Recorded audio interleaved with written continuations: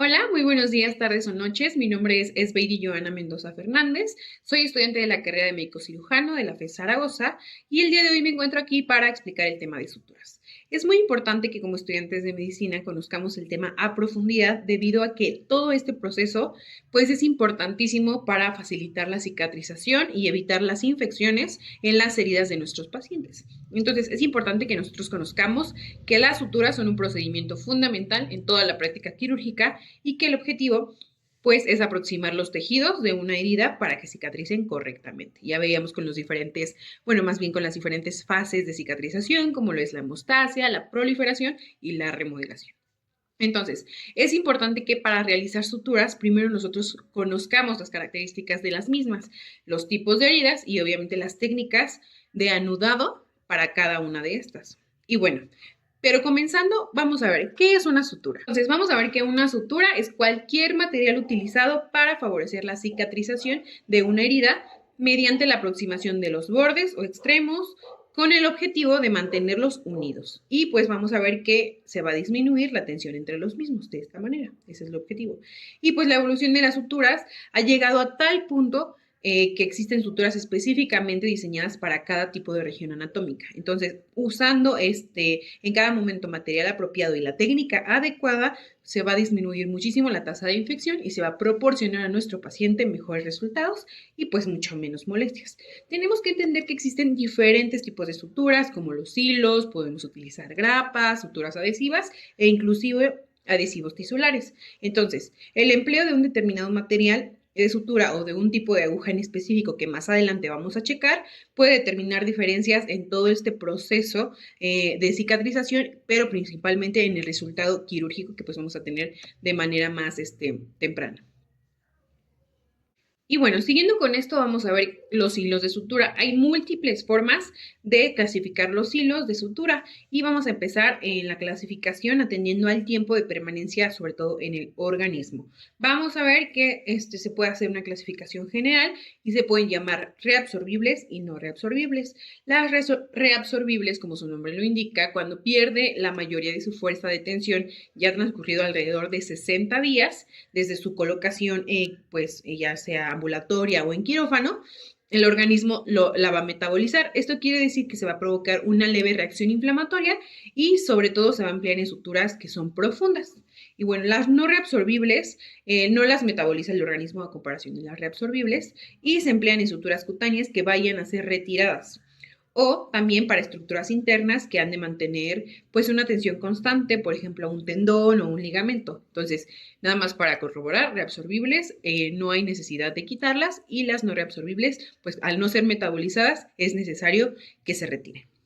Bueno, entre algunos ejemplos de suturas reabsorbibles podemos ver las de ácido poliglicólico y Poiglatin 910 y estos vamos a ver que son polímeros que pues básicamente dan poder de lubricación y se degradan por hidrólisis. Entonces su reabsorción es completa alrededor de los 120 y 90 días. Entonces, también vamos a ver que otro ejemplo muy utilizado es la polidioxanona.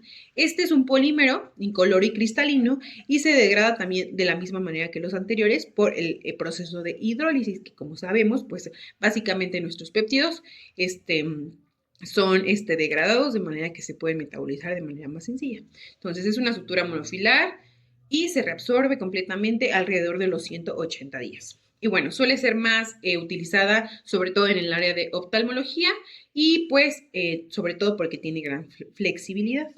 Y bueno, en cuanto a las suturas no reabsorbibles, podemos nosotros encontrar a la seda, que es muy utilizada y procede de la filástica proteína de capullo, sobre todo de, como ya sabemos, el gusano de seda. Entonces, es poco elástica y la verdad suele producir mucha reacción tisular. Entonces, es utilizada en piel, como en anastomosis vasculares y también en arteriotomías.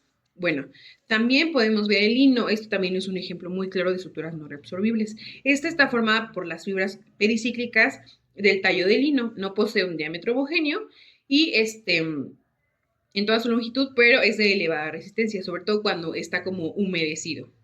Y bueno, vamos a ver que esta precisa una gran resistencia y larga permanencia en el lugar en que se coloque. Y se utiliza sobre todo en piel y también en cirugías gástricas.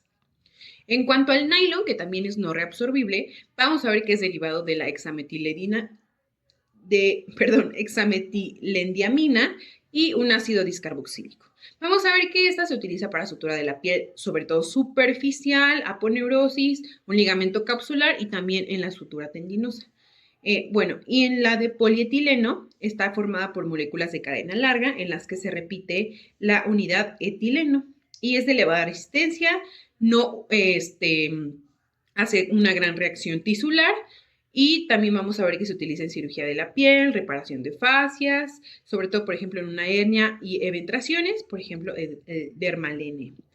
Igualmente tenemos las de polietileno y polipropileno, también tenemos de acero inoxidable, porque, por ejemplo, esta es la única sutura metálica que se puede utilizar en la actualidad. No produce reacción ística y es de gran resistencia a un ataque químico. Entonces es muy importante que sepamos esto. Es la sutura más resistente a la tracción, pero es de difícil manejo por lo mismo. Entonces se utiliza en sujeción de pared abdominal o de algún tendón. Y bueno, siguiendo con la clasificación de las agujas, vamos a ver que estas actúan como guía del hilo que nosotros vamos a utilizar, que fueron los que vimos anteriormente, a través del tejido. Y son de acero inoxidable y constan de 3 partes. Vamos a tener el mandrín. Esta va a ser el orificio donde se aloja y fija el hilo que nosotros elijamos para la sutura. Puede ser nylon, puede ser seda, puede ser lino, etc. Y también va a tener un cuerpo. Este puede ser triangular o también puede ser cilíndrico. Y la punta también es muy importante porque es la parte encargada que va a perforar el tejido que nosotros estemos a punto de suturar.